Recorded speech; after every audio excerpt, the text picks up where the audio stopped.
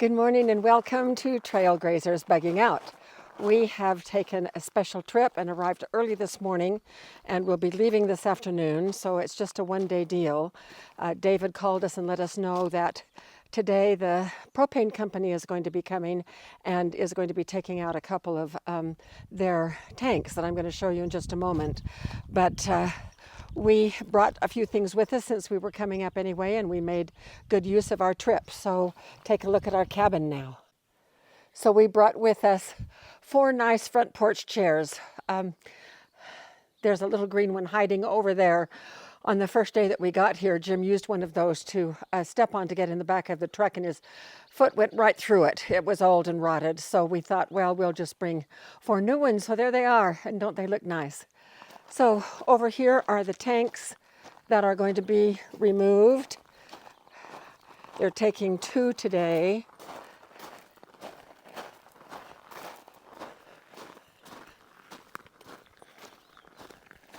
So there are 3 1,000-gallon tanks here, and it looks like we're going to get rid of 2 of them today. So I'm not sure which 2 they're going to take, but we're going to show you the whole operation.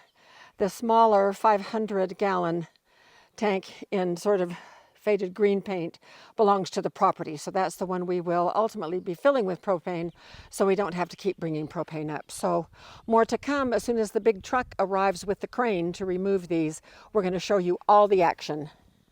As a lead-in to the video, which is going to show you how we moved one of the big giant 1,000-gallon propane tanks, I just need to let you know that once again our sound fizzled out on us, and so once the truck gets up here, and you're going to see David talking to Brandon, who was the very nice man who came with his truck and his big crane to move the tank. You'll see all of the action, but there won't be words. I'll try to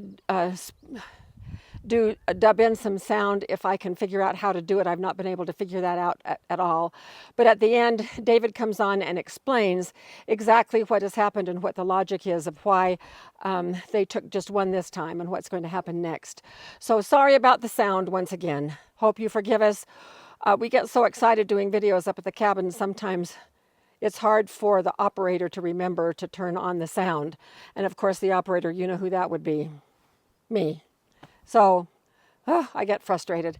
In any case, it was a very exciting day, and we look forward to bringing more videos to you to show you the progress that we were making, slow steps up here at the cabin. So here is Brandon and David talking the whole thing over, figuring out how they're going to go, proceed. David is going to climb over this barbed wire fence, and that gate is not for where David is. It swings over and is closing in the green tank there. So that's why he has to climb over the fence. Brandon was so knowledgeable. David asked him lots and lots of questions to get clear in his mind what the process was. Here David is cutting down the clothesline so that the crane will not get hung up in the lines. Hopefully the T-bar right there that holds the clothesline will not be an interference to what Brandon will need to do. So I think David got both lines down. Brandon is now positioning the truck, backing it into the position to get the best angle for operating that crane. That truck was really something. It has bars that come out, extra legs kind of, that come out on the side behind the rear tires that go about 4 or 5 feet out in each direction to stabilize the truck as the crane is in operation and the tank is being moved. Jim is going back to help guide him how far back he can come without creating interference with the trees.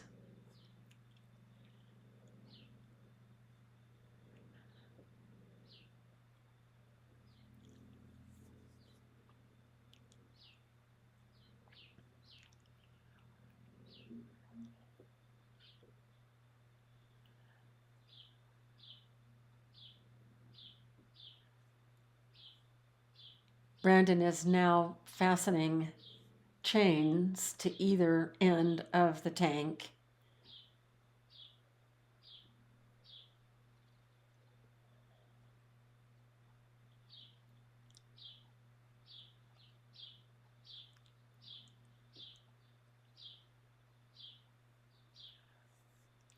He has been doing this for, I think he said, 18 years. He's been in some pretty tight places. He was telling us some stories about some of the extractions and placements that he's had to do.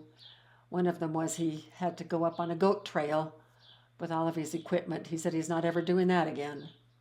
So the tank is now being lifted by the crane and it's freewheeling.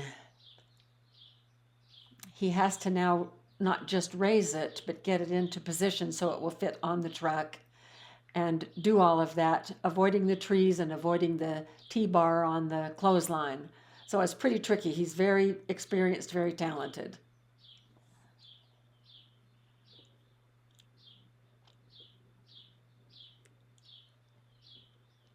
He has attached a red rope. I think he's already done it. I can't see really well right now, but he's attached a red rope to the back there where he is so that he can swing it around and get it aligned with where the truck is. So in just a minute, we'll see him operating the crane with one hand and then using that rope like a dog on a leash to head the tank in the right direction. It was pretty incredible to watch.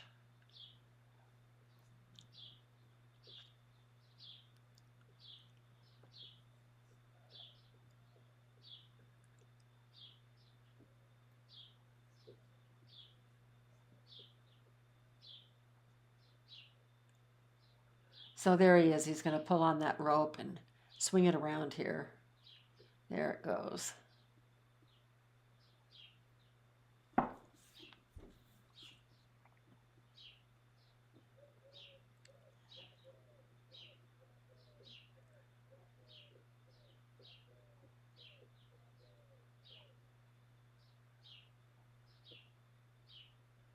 So it's all aligned with where it's going to be placed in the truck. And he's operating the crane with his right hand and the rope with his left hand.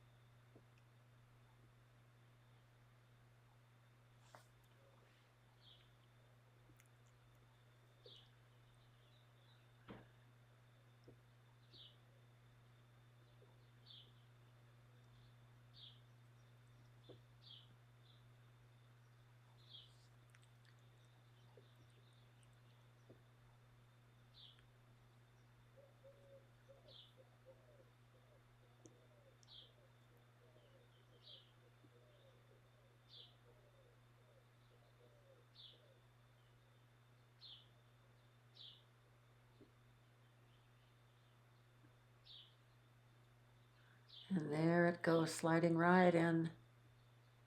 He's so accurate.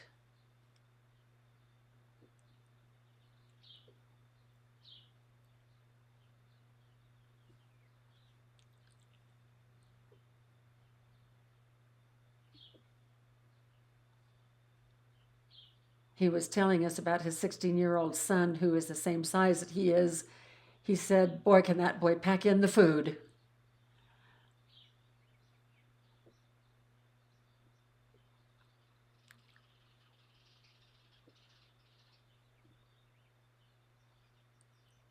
So it's almost placed there. And I think it's in.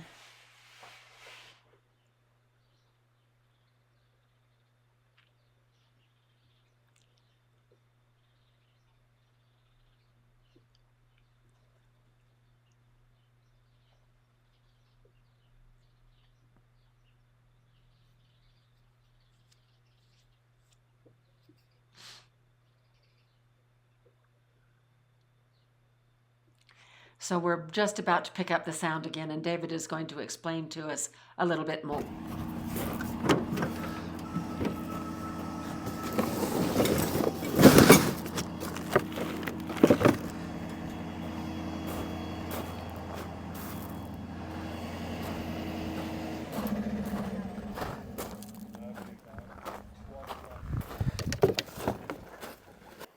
When he called yesterday, he was just scheduled for his one truck. He was going to try to scramble, bring a trailer, do anything like that. And I asked him not to. Let's just get up here. Let's do the one and come up with a game plan. These other two are behind the fence. I didn't know if his crane was going to lift it over the fence or whatnot. So it was better just to come up, get one. Let's do a game plan for these two. Okay. So that's where we're at right now. He's got 1,000 gallon loaded. When he comes up next time, this one on the right here still has about 120 gallons left in it. So we are going to try to move the 120 gallons from this tank over to the property's 500 gallon tank here. Okay. And then they'll pull those two tanks. Okay. That was quite an operation. And do we know when they're going to come move these other tanks? I would think it would be in the next week or so. It's just a Okay. matter of him having the schedule to do it. So. Yeah.